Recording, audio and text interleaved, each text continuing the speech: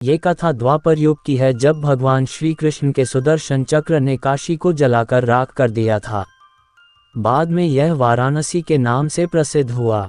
ये कथा इस प्रकार है। मगध का राजा जरासंध बहुत शक्तिशाली और क्रूर था। उसके पास अनगिनत सैनिक और दिव्य अस्त्र शस्त्र थे। यही कारण था कि आसपास के सभी राजा उसके प्रति मित्रता का भाव रखते थे। जरासंध की अस्ति और प्रस्ति नामक दो पुत्रियां थीं। उनका विवाह मथुरा के राजा कंस के साथ हुआ था। कंस अत्यंत पापी और दुष्ट राजा था। प्रजा को उसके अत्याचारों से बचाने के लिए भगवान श्री कृष्ण ने उसका वध कर दिया। दामाद की मृत्यु की खबर सुनकर जरासंध क्रोधित हो उठा। प्रतिशोध की ज्वाला में जलते जरासंध ने कई बार मथुरा पर आक्रमण किया, किंतु हर बार श्री कृष्ण उसे पराजित कर जीवित छोड़ देते थे। एक बार उसने कलिंगराज पौंड्रक और काशीराज के साथ मिलकर मथुरा पर आक्रमण किया, लेकिन भगवान श्री कृष्ण ने उन्हें भी पराजित कर दिया। जरासंध तो भाग निकला, किंतु पौंड्रक और काशीराज भगवान के हाथों मारे गए। काशीराज के बाद उसका पुत्र काशीराज बना और श्री कृष्ण से बदला लेने का निश्चय किया।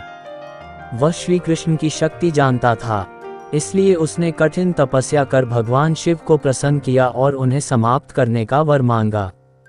भगवान शिव ने उसे कोई अन्य वर मांगने को कहा, किंतु वह अपनी मांग पर अड़ा रहा। तब शिव ने मंत्रों से एक भयंकर कृत्या बनाए और उसे देते हुए बोले, वत्स, तुम इसे जिस दिशा में जाने का आदेश दोगे, यह उसी दिशा में स्थित राज्य को जलाकर राख कर देगी। लेकिन ध्यान रखना, इसका प्रयोग किसी ब्राह्मण भक्त पर मत करना, वरना इसका प्रभाव निष्फल हो जाएगा। ये कहकर भगवान शिव अंतर्धान हो गए। इधर दुष्ट काल्यवन का वध करने के बाद श्री कृष्ण सभी मथुरा वासियों को लेकर द्वारिका आ गए थे। काशीराज ने श्री कृष्ण का वध करने के लिए कृत्या को द्वारिका की ओर भेजा। काशीराज को ये ज्ञान नहीं था कि भगवान श्री कृष्ण ब्राह्मण भक्त हैं, इसलिए द्वारिका पहुंचकर भी कृत्या उनका कुछ अहित न कर पाए। उल्टे श्री कृष्ण ने अपना सुदर्शन चक्र उसकी ओर चला दिया।